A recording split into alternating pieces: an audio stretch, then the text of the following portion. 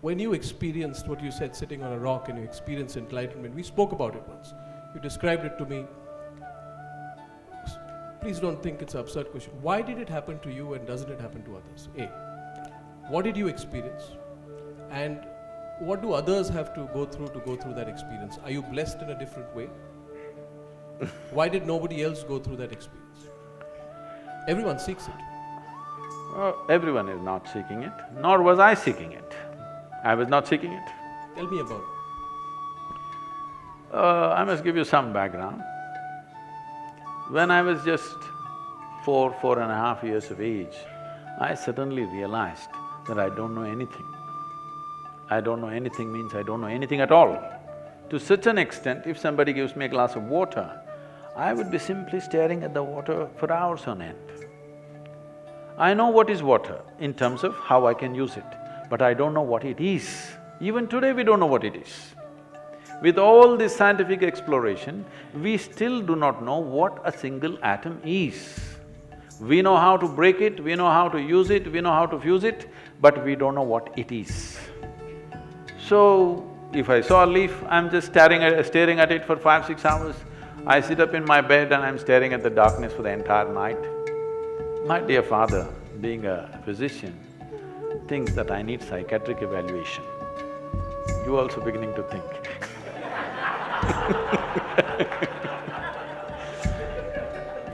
So he's worried this boy is simply staring at something all the time. My problem is, I looked at this and I don't know what this is. I'm not able to shift my attention to another one. What is this? What is that? What is that? What is that? By the time I'm 5, I'm a billion questions. And nobody seems to know anything. Initially, they were all comfortable, I thought. They all know, only I don't know. Then slowly I realized, they have made a deal with their ignorance. Ignorance. They've made a deal with their ignorance. They have all decided, this is how it is, we don't know, you don't know, it's okay, we'll all pretend everything is fine. I couldn't make a deal with my ignorance. So I just sat there staring at everything. In this condition, they sent me to school. My mother said, you must pay attention to the teacher. I went and paid attention to the teacher. The kind of attention the teacher would have never received in their life. Initially, I heard their words and sort of understood what they were trying to say. But after a while, I realized they are only making sounds. This will be very useful. They're only making sounds. I'm making up the meaning in my head. When I realized, they're just, hour after hour, teacher after teacher, they come and make sounds and make sounds. I'm making up meanings and meanings and meanings. Then I realized this and I stopped making meanings. I just paid attention to the sounds. After some time, it became so amusing, a big smile spread on my face. But they were not amused. Things continued like this. About 8-9 years ago, the school where I studied over 45 or 50 years ago, they came to invite me for their 125th anniversary. I said, see, why me? Because I was not just a bad student, I was not even a student. I only went there when it was a must. They said, no, our school has produced union ministers, our school has produced test cricketing stars, film stars, you're the only mystic, you have to come. So I went.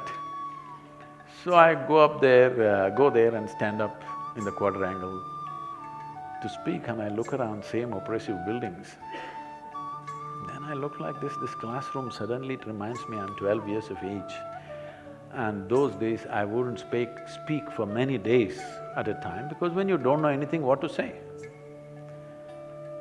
So one afternoon, the teacher is trying to get a response from me. He's asked a question and he's waiting for a response. I simply look at him. I say nothing. He can't make out anything of me. And after some time, I don't even see him. It's like that for me. I know his past, present and future, but I don't hear what he's saying. After 35-40 minutes of this effort, he got so mad with me. He came and held me by the shoulder, shook me violently like this and said, you must either be the divine or the devil. I think you're the later. I was not insulted by this or abused by this. My problem was, what is this, what is that, what is that, what is that? One certainty was there, this is me. Suddenly this guy confused me about this also. I looked, is this divine, is this devil, what the hell is this? I thought this is me, this was okay till then. Suddenly I didn't know what is this. So I tried to stare at myself, it didn't work, so I started closing my eyes. What was minutes then went into hours, went into days, and that is my spirituality. And then what happened? by the time I'm 15, I'm almost ready to leave home for an armed struggle. These are the days of Charu Majumdar and Somalu, and I want to leave because anything that I perceive as injustice, my stomach burns, so I want to rush. A bunch of boys, all of us want to leave and join armed struggle. Then when I got very close to them, then I saw they were unfortunately not what they were talking. So I kind of stepped back. Then I became a super skeptic. I grew up in Dostoevsky, Camus, Kafka, this kind of stuff.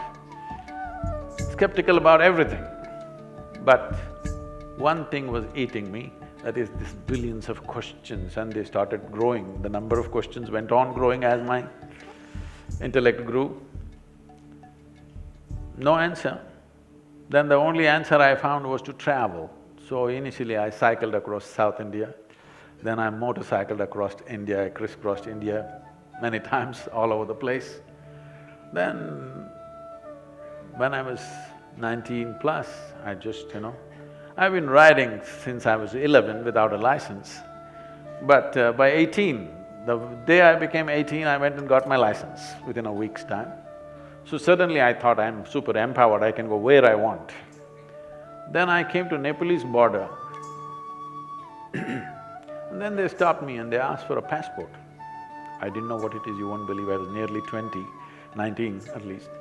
I did not know what is a passport, I thought my license will get me everywhere. Then that was a kind of a realization, I thought, okay, I can't cross these lines. So I went back, determined to get myself a passport and some money so that I'll travel forever, because the only thing that cooled me down from these questions was, I was moving. I rode across the country alone by myself, simply, not going anywhere in particular. I saw India like very few people would have seen India, in a completely different way. I just walked into villages, just knocked on a door and said, I'm hungry, and they fed me without asking my name, where I come from. Sometimes I was tired, so I slept in their homes. Next day morning I left without asking their name, who they are. But that imagery, those people, those emotions, that stuff, I think it hugely enriched my life. And the terrain, I can run that terrain that I've seen, thousands of kilometers of terrain, is like a video in my mind. I can just run it in my mind and just enjoy India just like that.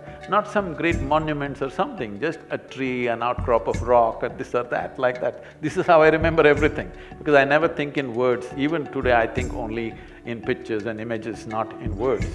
I think that's what keeps me very, very entertained by everything that I do.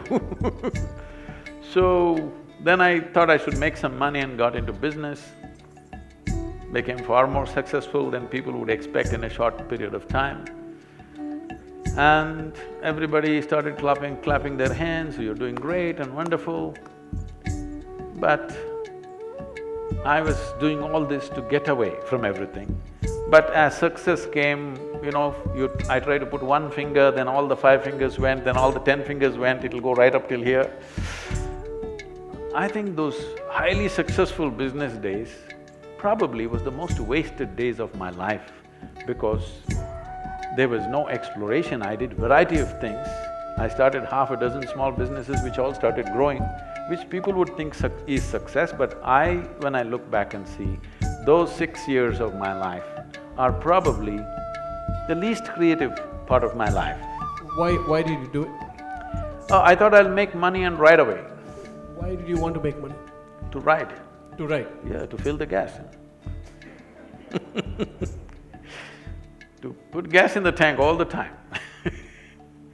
Because right from the age of 12, 13, I've been riding cycles across South India. After that, I've been on the motorcycle. I don't know how to…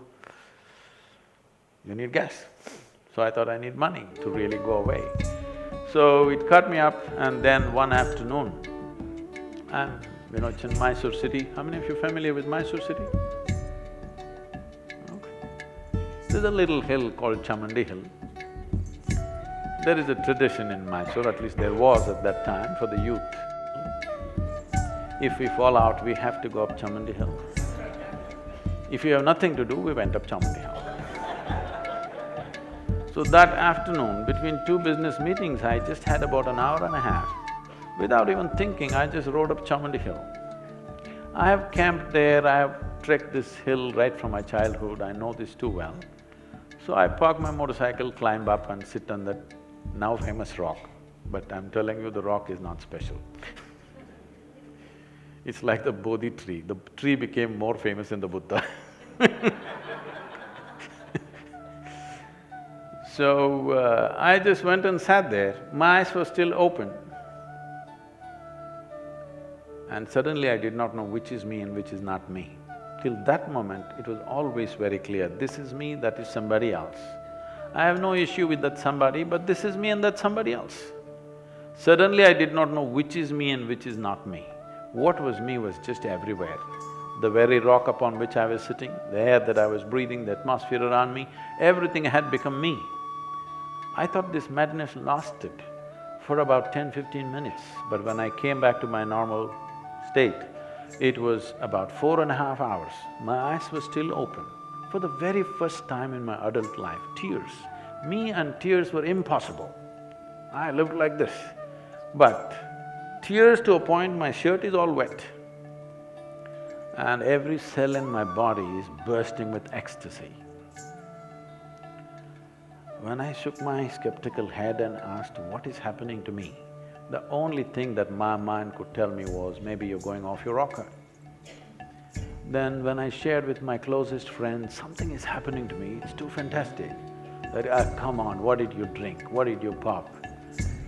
I saw there was nobody around me, nor anything in my mind to tell me what's happening to me. All I knew was, I've hit something which is a gold mine and I don't want to miss it for a moment. And I just discovered this. If I just sit here without messing with my thought process and my emotion, my entire system will burst out in ecstasy. And a few days later, I made a plan, because I thought I'm the first one to discover this at that time, because I had no spiritual… I'm not acquainted with spiritual traditions, I've never read a scripture in my life. Till today, I've never prayed to anybody or anything, nor have I attended any spiritual discourses or anything. So I thought, this is the first time, I know. And I made a plan, in 2.5 to 3 years' time, I'm going to make the entire world ecstatic. Say 35 years. Well, we have touched 150 to 200 million people, but that is not my idea of the world. Slowly, these days I've become wise. Now I realize so many people have so seriously invested in their misery. They are not going to withdraw their investment so easily. It needs so much coaxing and cajoling and life knocking them on their head. So many things need to happen to them, or you have to threaten them with death. Otherwise, they will not withdraw their investments even though it is causing enormous pain and suffering to them. They are not willing to withdraw their investments in misery. So slowly we are working. I know I will die a failure, but a blissful failure. I've made a mistake, Sadhguru. My mistake is that I'm constructing a studio for our channel Republic. I constructed it in Lower Parel. Can you tell me the way to Chamundi Hill, please? I want to build my studios in Chamundi Hill. I'll also experience ecstasy every moment. I don't know about my guests. I can make it happen in wherever you are. This is fascinating, sir. Life changed after that. The most important thing is, the perception of who I am changed. I'm not talking the idea of who I am, the perception of who I am. I went up the hill as a smart young man, very cocky and confident about everything. I came down as real nothing. Just nothing means nothing was left in me. I remember that moment. I came down around 7:45, 8. It happens to be a Saturday evening. We are in a construction industry, and Saturday evening is the time when we give out labor to everybody. In front of our office, there are some 500 people waiting. And my partner, I come and park my motorcycle and I still got the engine revving. And I look in and my partner looks out and he can't believe on a Saturday evening I'm not there. He just looks at me like this. I just looked at this entire scene. This is something we built. Built means like every day from morning 5 to 11 in the night, non-stop, I was on sites building this company. I just looked at the expression on my partner's face, he just looked quizzically, "What are you up to? Why are you not here?" kind of look on his face. And I looked at all these people who were waiting in lines for money, the cashiers who were giving out money. I engaged the gear and I left. That was my end of my business. Then I loitered around the town because I didn't want to go home. I didn't want to face my mother because suddenly she was no more my mother. Somewhere I was little struggling with that. I knew when I went home, I wouldn't look at her as I have looked at her for the last 25 years. I didn't go there till 11:30 in the night. I wanted her to go to bed, but our mothers are such, she's still waiting. I put my head down and went and said, "I'm not hungry," and I went and locked in myself in the room. Because though something so fantastic was happening, I was still struggling between the two worlds. Everything that I considered as myself till that moment was gone. And suddenly I look at people, it's indescribable because so many things that you're involved in, it's like you almost died. I think this is how it must feel when you're dead. So many things you think, this is it, this is it, this is it. But tomorrow morning, poof, the man disappears. Nothing. Doesn't matter you cry, you yell, he doesn't respond. He's completely gone. Just like that, I was completely gone. The person that I was just gone.